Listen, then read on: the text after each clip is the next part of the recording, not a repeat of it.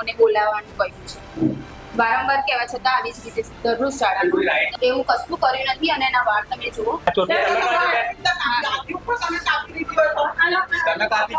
હા કર્યું મારી ચોટી કાપી નાખી સંગીતા ટીચરે ને એમ કહેતેલી કે એંગે નવી સ્કૂલમાં આવજે ને નવી સ્કૂલમાં આવીશ ને તો તારા ગળા પર છોડી મૂકી દઈશ ને એંગે ને હું પીરસ થયેલી ને તો પીરસવા ના દે પીરસવા દે પણ એંગે ને ખાવાનું ના આપે તો અમે કઈ જઈએ અમે અહીંયા જ રહીએ ને અમે ગરીબ લોકો કઈ જઈએ।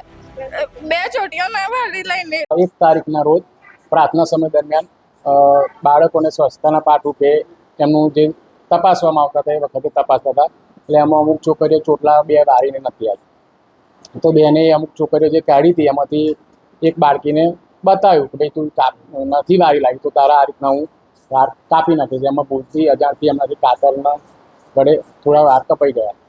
પછી અમે એના વાલીને તો બેને જાણ કરી હતી તો એવા મોડા આવ્યા હતા પછી બેનને પણ અમે લેખિતમાં એમનું માફીપત્ર લખાયું એટલે બીજે દિવસે એને વાલીને આવ્યા તો એમણે પણ બેન જોડે માફી મંગાવાઈ। મને સવારે જ ટેલિફોનિક જાણ લગભગ 10:15 આચાર્યશ્રી દ્વારા કરવામાં આવી છે કે આ બીના બની છે।